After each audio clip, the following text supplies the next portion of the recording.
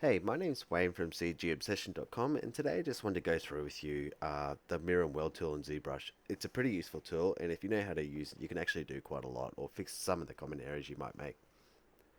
So, first thing we need to do is we'll chuck in a Z-sphere into our scene,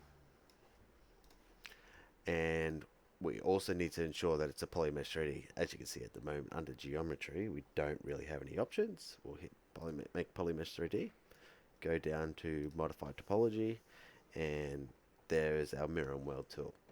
So basically what Mirror and Weld does is it copies the work you've done on one side of the model to the other. So for instance, if you haven't been working in symmetry for whatever reason, you've done a bit of work, you're quite happy with the results that you've gotten, and but you wanted it to be mirrored here, for instance, like it's a face or something like that. Mirror and Weld is exactly what you need. So basically all it'll do, it'll cut this model in half and mirror it onto the other side.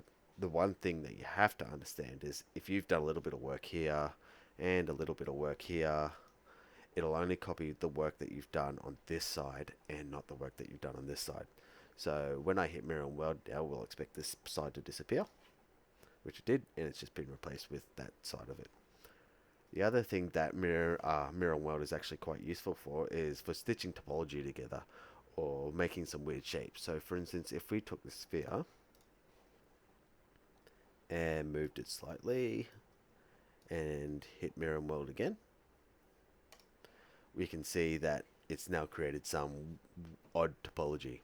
The other thing we could also do is maybe hit the y-axis as well and hit Mirror and Weld again, and now we have even more odd topology. But as you can see, you could probably make some cool shapes with this without having to draw any extra geometry. And if you have a look at the mesh itself, it's all actually stitched together. There isn't any like several overlapping cubes here. It's all just wherever it meets, it stitches it together. So that's one use that you can get out of it. So that's pretty much what it does, but there's going to be some issues that you generally come across, and the most common one is, so we'll just undo all this work here.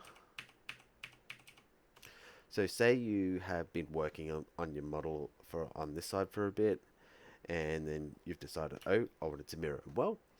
When you hit it at the moment, we'll take Y off and hit that, you'll see it's disappeared. That's because it's only taking this side here and mirroring it onto this side, but you wanted this side to mirror onto this side. There's no actual option for you to do it here. What you actually have to do is go down to deformation and then hit this mirror button here. So all this does is it just flips the model based on what axis you choose.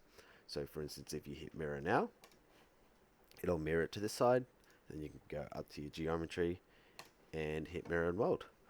So that's basically all you have to do to fix that problem. The other issue that you might come across is, for instance, at some stage, say you have moved your model. So say you moved it a little bit out here, and all you wanted to do was mirror this side. So the detail you put on this side is mirrored onto this side. So when I hit Mirror and Weld now, it's created all this extra geometry that you didn't really want. So you can try and maybe exact it and see if you can get it to go back to the middle. Not really the easiest task.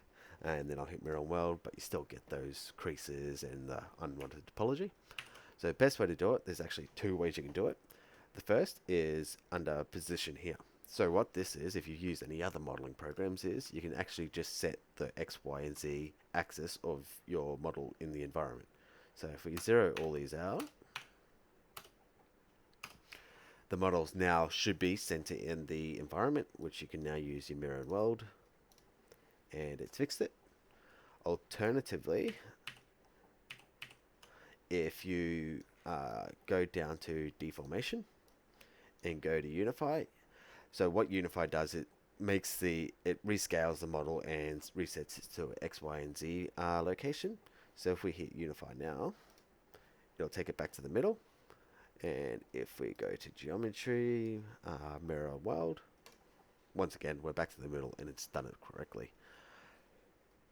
That's probably the most you'll need to know with Mirror and Weld. Commonly, the only other error you might get is sometimes it just comes up with an error message saying you can't mirror and weld in this action. Once again, if you go down to deformation, hit unify, I find that usually resolves the issue. So if you're ever getting that error message, give that a try and see how you go.